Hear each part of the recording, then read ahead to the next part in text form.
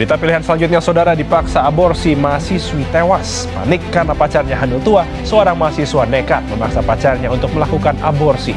Dan kekasih akhirnya meninggal dunia bersama janinnya, sementara pelaku dijebloskan ke penjara.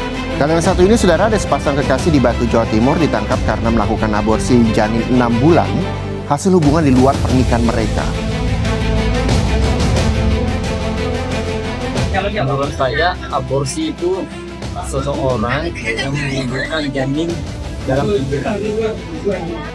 Aborsi itu adalah tindakan yang dilarang, yaitu dengan menunjukkan kandungan karena mungkin anak itu tidak diinginkan. Aborsi itu adalah mengubur kandungan yang tidak dianjurkan. Aborsi itu bukan mengubur kandungan, kebanyakan karena hasil zina. Menurut dalam bahasa, kata aborsi itu berasal dari bahasa Inggris, yaitu abortions, yang artinya gugur kandungan atau pengguguran. Sedangkan dalam bahasa Arab disebutkan yaitu islatul hamli atau al-ijhal, yang dimana artinya keguguran, kandungan, pengguguran, atau membuang janin yang ada di dalam kandungan. Secara istilah, kata aborsi tersebut diartikan sebagai penghentian kehamilan sebelum janin dapat bertahan hidup di luar rahim. Dalam prosesnya, biasanya aborsi dilakukan dengan mengkonsumsi obat atau obat-obatan atau kapsul yang dipercayai untuk menggugurkan sebuah janin yang ada di dalam kandungan. Nah, dalam medis, menggugurkan atau aborsi tersebut dilakukan dengan cara mengambil secara paksa janin yang ada di dalam kandungan seorang ibu dengan prosedur medis dan cara tradisional lainnya.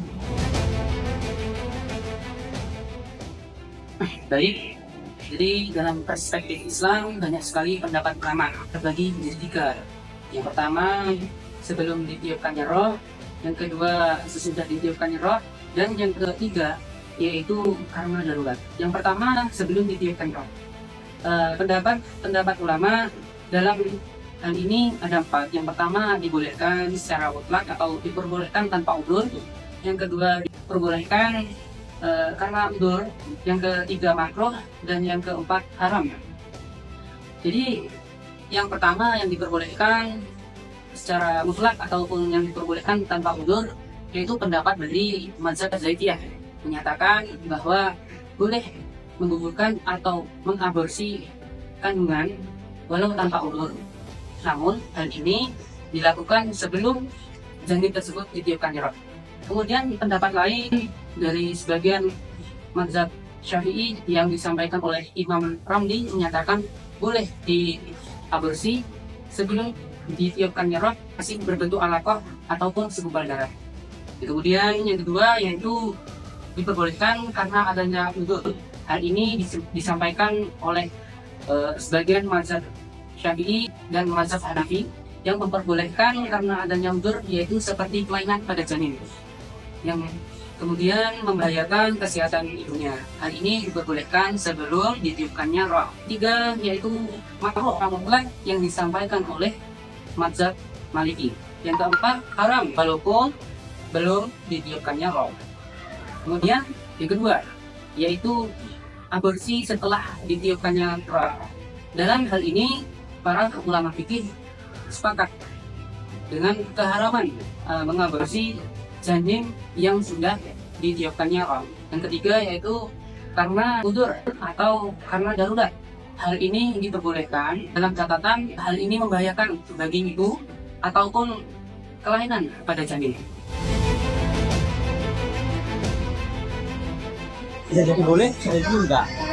Kalau belum ditiupkan roh itu banyak ulama mengatakan boleh, tapi kalau sudah ditiupkan roh itu tidak boleh. Aborsi itu termasuk menggugurkan janin yang ada dalam kandungan, karena itu tuh sebagai barangnya anak yang tidak dianggap atau anak yang tidak diinginkan malah digugurkan gitu. Jadi itu yang dinamakan aborsi dan dilarang dalam Islam. Aborsi kalau dalam janin itu terdapat penyakit itu diperbolehkan, tapi kalau misalnya ada hal yang lain itu diharamkan. Aku tidak boleh karena akan membatalkan keturunan dan membatalkan hasil.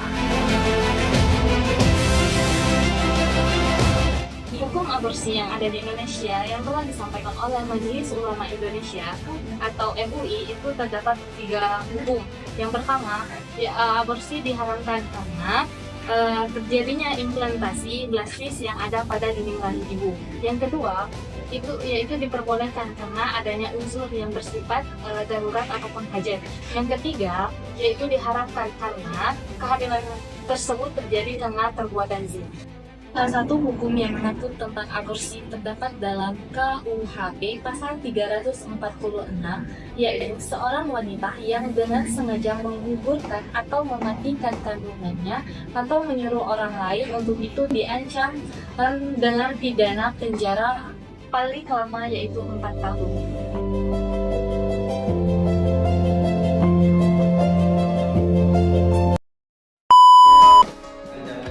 Jadilah insan yang cerdas dan berakhlak mulia.